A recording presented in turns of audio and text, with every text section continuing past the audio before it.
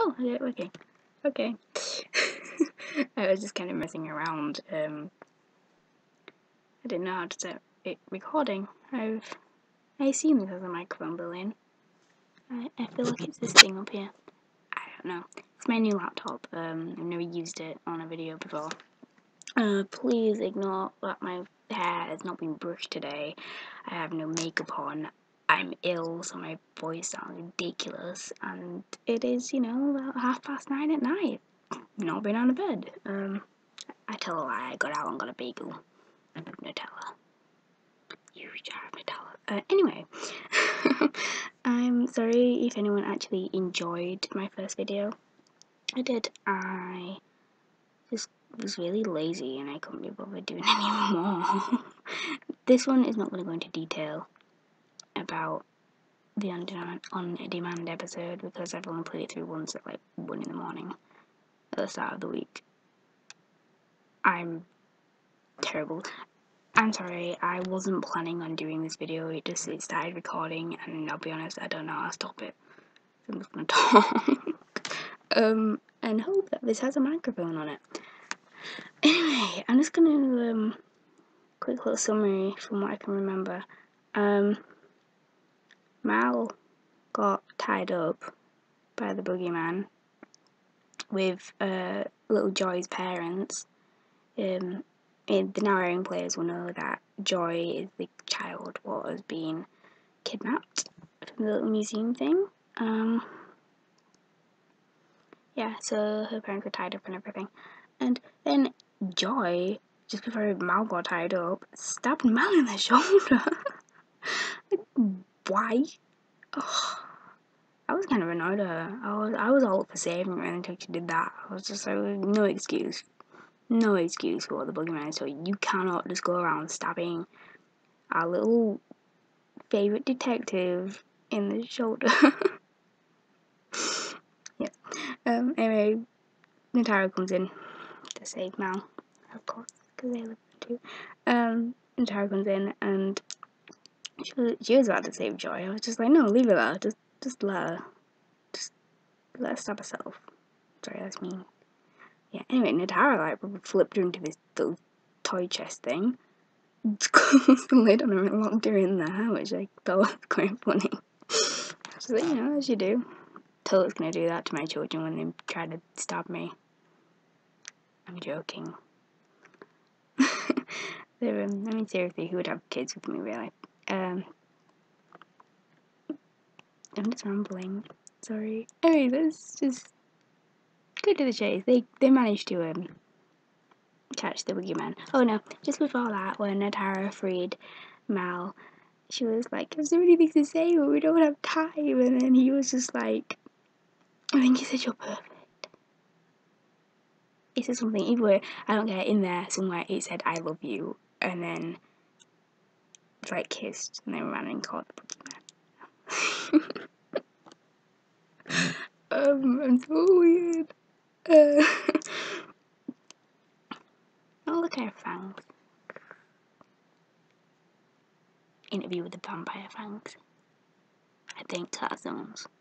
I can't remember, it's in this film, it's so long. But her fangs are not in Twilight anyway. I'm sorry if you're a fan of Twilight, I am quite a fan of Twilight. It's just one of my favourite things I like to make fun of, even though I kind of lug it. Lug it? I love it. I lug it. I lug it, that's what I do. I lug Cause of Death too. Anyway, the bonus scene. Go for the bonus scene. My laptop's getting really hot. Spent Valentine's Day on Tumblr. I tell a lie, I actually went on Sims. Speaking of, I have not made my Lantara on Sims yet. I've had it almost a week and I have not played as my Lantara on Sims yet. I should make them. Later. After this. Anyways, I'm sorry. Bonus scene. I think it was the bonus scene. When Joy was in this little group therapy thing with a bunch of kids. And Andy, Genevieve's little child, she kind of kidnapped. Was it the Lady Killer's son? Pretty sure it's the Lady Killer's son, isn't it? I'm a really bad person if that's wrong. yeah, the lady who's fun. Joy started like flipping the fuck out and throwing things around the room, and so Andy was just all like, calm down, and Mama Genevieve will help us and stuff. So I feel like they should like team up and start a little rampage around school. Go to school together and start killing people, teachers and stuff. Why not? There's plenty of teachers I would have liked to kill when I was at school. Sadly, that is illegal, and I would not get away with it. Because I'd just break down crying. Like, I'm so sorry, it was me. I killed them. I didn't mean to. I did, I'm lying. I'm sorry. You said he was really bad. Yeah. Anyway. Yeah. They were in the drunk tank together. Mal and Natara and Kai and Amy and Blaze and Jeremy. All in the drunk tank together. And Kai and what? Sorry. Amy said something about she's got Kai, and I think it was Jeremy who said, "Whoa, are you two together?" And she was like, "Oh no, it's like he's a little child I have to look after." And something about Kai was scared of the vacuum, so he called Amy around to his house. I always had mixed feelings about Amy and Kai, like what I wanted them, what relationship I wanted out of them two. I was always like, oh, I want them together, but then I was just like, no, I kind of like their friendship. Like, I think my favorite character is probably definitely Kai, just the way he interacts with everyone. I definitely prefer when he's with Amy. I wouldn't object if they ended up together. Oh, I would love it if they ended up together, but I do really like their friendship. So I'm happy with the way they are.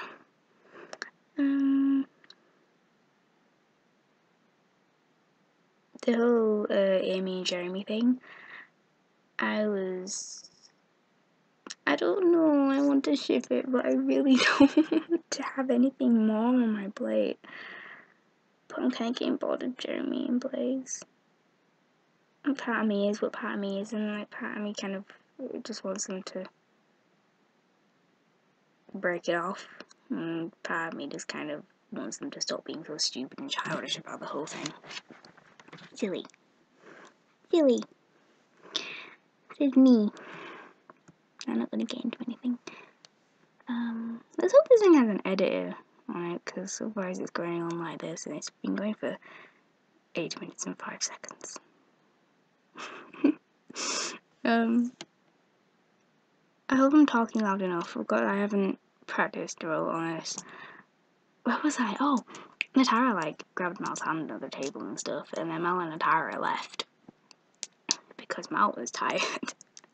No, he wasn't. He even said that he wasn't, but he did want to go to bed, which I thought was fun. Anyway, the prologue for... I'm just flipping my phone around. 9:34. What was it? Oh, the prologue. The prologue into volume 13. By the way, 13 is my favourite number. So high hopes for this volume.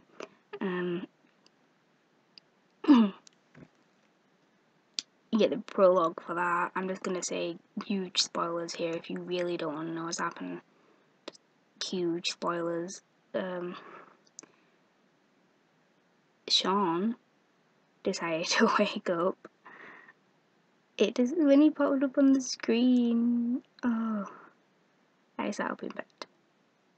This is the most exercise I did. I sat up in bed and I started freaking the hell out. I wanted to scream, but my mum was in bed. I couldn't. Yeah. So he woke up, and then you actually got to play in it as well, which was quite. You got to make choices. Which was I wasn't prepared for that though. When it came up with the choices, I wasn't prepared. I wasn't. I wasn't expecting to have to make choices. So you had to choose. What was the first option? You had to choose either a hammer or the lighter. You had to escape the hospital because obviously you had armed guards outside. So you're this huge murderer in a coma. Not anymore. Yeah, you got given these gifts by this random person. You didn't know who it was, saying the Kraken shall rise again. Saying the Kraken shall rise again, and like a little note, and I think they'd woke him up. That's what I get out of it anyway, from what I can remember. They gave him all these stupid little tools, and you had to use these tools to escape the hospital and go meet them in this little alleyway. So you had to use the lighter to set a cardboard box on fire and set the fire alarms off, so all the guards get distracted by everyone rushing out the rooms, and so you can escape in a hurry. Then you go into, I think it's like a little car park. The fire exit door, sort of door that's locked. You have to choose between using the wire. It's the wire. Yeah, you have to choose between the wire or the bullet, and the bullet is the right option. You like hammer the bullet into the door and it opens it. And then you get out and you have keys for a car, and you can either unlock the car and drive off, which is the wrong answer, or you set the alarm off, which is the right answer. So everyone's running around this car, like, looking around and looking for this. I think they were looking for Sean. I'm guessing they realised he was gone. Not, then they're going to realise soon. Anyway, Sean makes his way to this little alley thing, meets this stranger in a car. It doesn't show the picture, it just says voice. So at first I thought it might have been Genevieve, but then I figured, why would they just do that? They'd show her picture, especially after this whole Andy thing in the bonus scene. So they did that, and started talking. It's like he asked you 3 questions. First question was. Remember the first question? Oh no, the first question.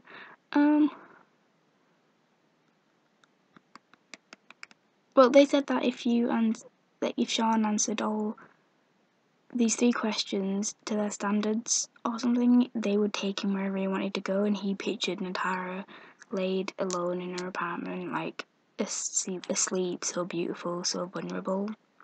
And I just figured that she probably would not be asleep if she'd just gone home with Mal. Yeah.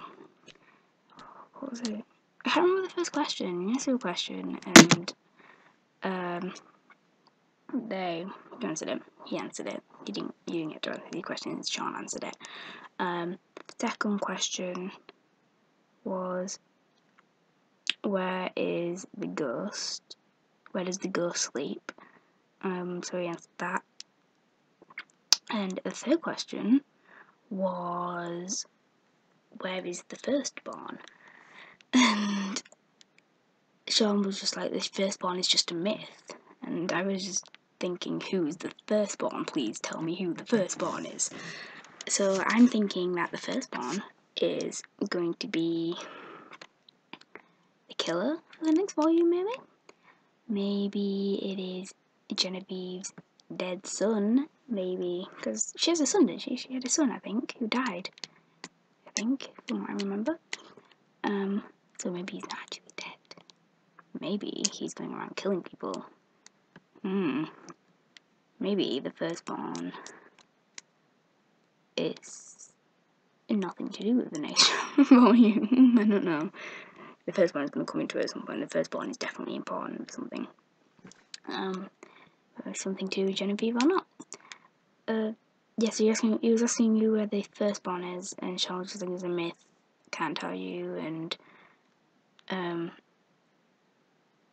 this wire was useless, by the way, and the voice in the car was just like, oh no, the wire was for me, and like hooked this wire around Sean's neck and started choking him, and then it ended. And part of me's like, yeah, kill him, but then part of me's like, no, he's been through so much, just let him live. Just throw him somewhere, just send him into the woods and let him live there like Tarzan. Yeah, so I don't know if he's gonna die or not. Also, that bit also gave it away to me, thinking it's definitely not Genevieve, because Genevieve created all these children and everything because she doesn't kill people herself. And that's the whole thing about her. She hasn't harmed anyone personally herself. She hasn't got a knife and stabbed anyone. I think, I might be wrong, I'm probably wrong. But yeah, she's probably... That's what made me think on her, because she's not a violent person. She's physically not a violent person, but she makes people to violent people. Yeah. So, I'm really looking forward to volume 13. It's definitely going to be Sean centered, I think, because they're going to tell Natara and Mal, definitely Natara, that Sean is missing from the hospital. Whether they find his body and then tell her that it's Sean dead and he's escaped the hospital, or if they're like, oh, Sean's missing from the hospital, and it's been like a couple of episodes looking for him, so we don't know if he's dead or not. Spend a couple of episodes looking for him, and then we find him dead, or we find him alive, injured. He'll be injured, being strangled. I mean, I personally haven't been through that, but I'm gonna assume if you've been strangled, you would be quite injured. And I'm supposed to be getting a phone call, but they haven't called me yet. It's been 20 minutes since it's been 20 minutes since they set off. I'm sorry. They're gonna be background. Oh, I got it from Asda for £8. Just promoting things there. I haven't attempted to get it off yet. That's why, because they can't get it off. Like, how do we get this off? I don't know. I don't care. I want to keep it on. So, yes. I'm gonna go. This actually turned quite long. I thought it wasn't gonna be right long. I'm sorry for the beginning. I'm sorry for random rambling. I may be editing this. I don't know if it has like random bits missing. Then you know I've edited it. If it doesn't, then I'm sorry for the long video. I think it's longer than the first one. I might make more videos now if this actually has a microphone. Oh, I hope it has a microphone in it. I assume it's this little hole thing up here, but if it doesn't, then I'm really sad. And again, I apologise for the way I look, the way I sound, and the fact that I haven't made a video in such a while, and I probably won't make another one. Anyway, I have to play Sims, so I don't know, just follow me on Tumblr. Pressure me into making videos, like send me mean things, and I might actually give in to like peer pressure. Don't ever give in to peer pressure, kids, because that's a bad thing. Advice from Amy. You got something out of this video. Okay. How do we pause this? End. Goodbye. Bye.